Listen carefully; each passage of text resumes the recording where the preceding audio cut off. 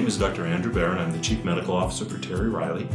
I'm responsible for the overall quality of the organization as well as seeing patients, and my practice is in behavioral health. So June is Men's Health Month, and I wanted to take a few moments to share some information and talk about depression in men. Depression, untreated, can cause, in the worst case, it can cause someone's suicide.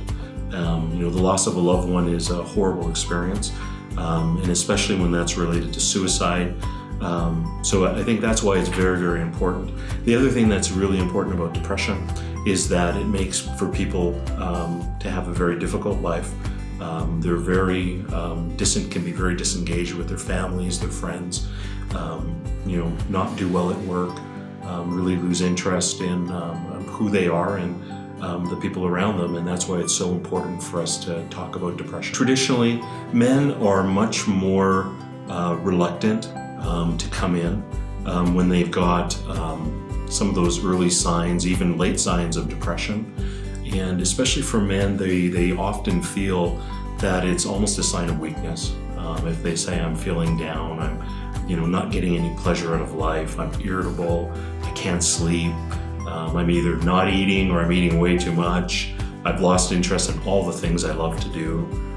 And my families really notice changes. It's difficult for them to often say, yeah, I do need some help. Men and women both often think it's just going to go away. It's just, I'm just stressed, or it's just, it's going to go away. It's nothing to worry about. But for clinical depression, it doesn't go away.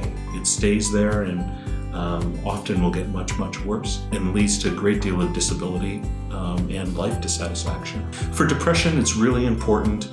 Number one, you want to do some very basic things like eat very healthy foods, make sure you're getting some exercise and you're doing some enjoyable activities you like hobbies, activities you like, hiking, fishing, whatever it is you like to do. And those can go a long way in helping. We can't control our genetics, so whoever our parents are, we get their genes. And some people do have an increased risk of depression. And for those folks, you can't control those genes, but you certainly can control the effect your experience of life and your activities have on those genes, because we know you can affect how those genes will express themselves. So if you can take those efforts are really important. The other thing that's really important in terms of prevention, we do have some evidence that exercise, moderate exercise, something as simple as taking 10,000 steps every single day, walking is great, or doing other activities you love to do that gives you those kinds of increase in heart rate, helps you lose weight, and it actually changes the chemistry in your brain so that the good neurotransmitters that affect your mood are actually produced at a higher level, and they make you feel better, and they actually can help with that. The other thing that can help with depression is if you need to see a counselor because you're experiencing life stresses, it can be very, very helpful in stopping that sort of early mild depression and stressors from leading to a full-blown moderate or even severe depression. And we also know that folks who see counselors who have mild depression to moderate depression do just as well as taking medicine. So it's not always just taking medicine that's going to help your depression. It can also be counseling, can be very, very helpful. There's also some evidence that omega-3s and omega-6s may help. Seems to change the neurotransmitters a little bit and makes you feel a little bit better. And so I would encourage people to do that. We also have some early evidence that probiotics can also change the flora in your gut. And one of the interesting things that most people don't realize is serotonin, which is often the chem neurotransmitter we talk about in our brains. One of the biggest producers of that is your gut. And so the probiotics, we think, seems to change something there and seems to reduce your risk for having depression. Again, it's early. It's not going to harm you if you take probiotics. It's not going to harm you if you take omega-3s and 6s. So I would recommend people to do that. Get exercise, limit the amount of alcohol you're drinking, or stay away from illicit drugs.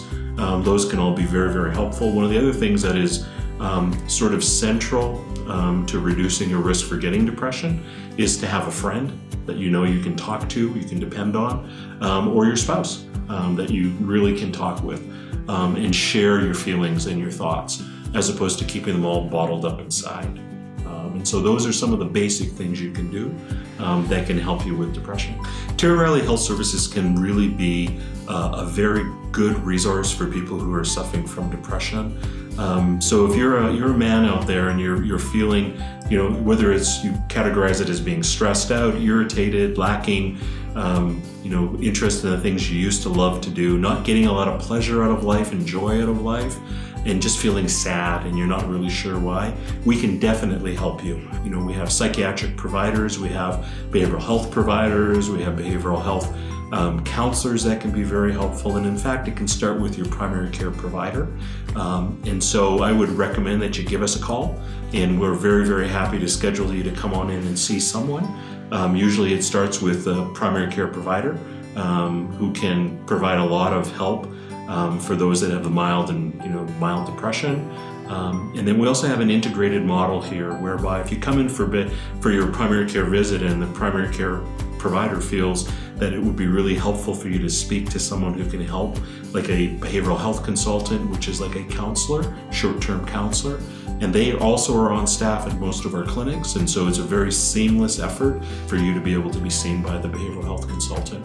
We also have psychiatric prescribers. We have a psychiatrist, we have doctors who prescribe psych meds, and psychiatric mental health nurse practitioners who do that also. And so we're available to help you get through this rough time. And again, depression is not an unusual thing. At one time or another, about 10 to 20% of people will have depression, requiring whether it's counseling or medication. So it's a very common thing, and it's nothing to be afraid of and nothing to be ashamed of.